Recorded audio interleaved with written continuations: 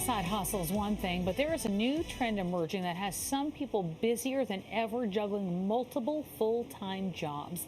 Thanks so much for staying with us. I'm Tamsin Fidel. And I'm Erin E. LeBeau. So according to a new Monster poll, 37% of workers admit to having more than one full-time job, and 80% say it's because, well, they need more money. Yeah, Monster career expert Vicki Salemi is here to weigh in. Thanks for being with us. Thanks for being back with us. Thanks for having me. Well, so let me ask you this. Are people really tackling and doing these multiple full-time jobs all at one time, all at the same time?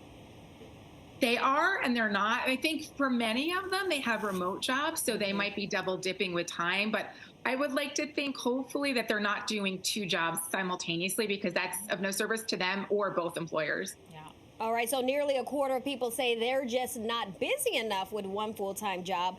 If that's the case and they do work remotely, is it possible to take on other responsibilities with a job?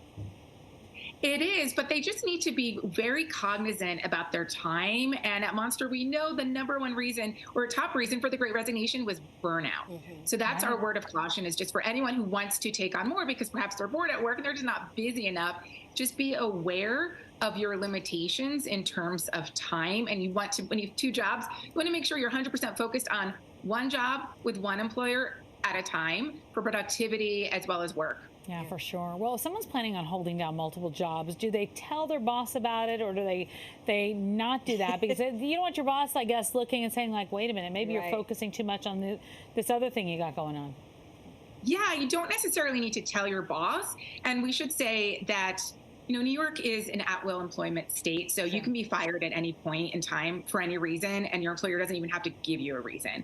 But you do want to be aware of what you are capable of and what your company allows in terms of moonlighting in their HR policy. Okay, so if someone does want to pursue another full-time opportunity, what are some things that they should consider first?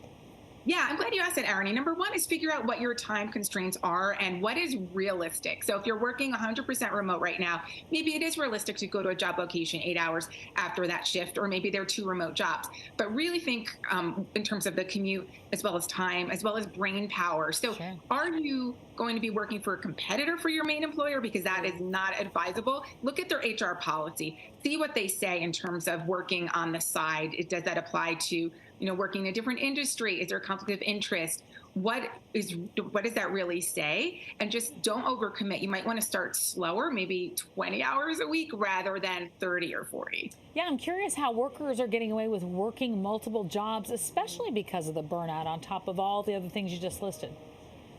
Yeah, I am too, honestly, Tamsin, because you want to be aware of your energy as well as your productivity. So it's important to think about this. Is this a short-term solution just to earn more money? We know 1/3 of the people in our Monster poll said, guess what? They want to learn new skills. So maybe this is the bridging a gap. Maybe this is a stepping stone to a new full-time job.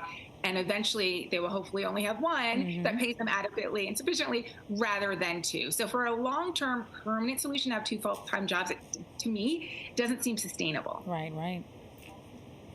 Okay, so Vicki, what are some other ways that people can learn new skills? I guess working remotely gives them a lot more flexibility with their time. Yes, they can take a new class or two. They can, you know, volunteer in their community. Think about other maybe part-time jobs, side hustles. There are additional ways to earn new skills, you know, volunteering, like I said, rather than pouring everything into, let's say, a full-time demanding job. So I'm curious, what's the biggest takeaway in all of this? Is this because people are trying to learn new skills because they need the money? Is it a combination boredom? Is it a combination of all of them? Yeah. Yeah, exactly. I think it's a combination of all of them, but the number one reason is to boost their pay. So the underlying reason, the underlying message here is to hopefully find a job that pays you well enough that you don't need to spread yourself too thin. Because again, it all goes back to burnout and not overcommitting, because then you won't be really effective on either job. And then you might be out of both jobs. Yeah, I agree. All right. Well, Vicki, thank you so much for joining us today. Always a pleasure.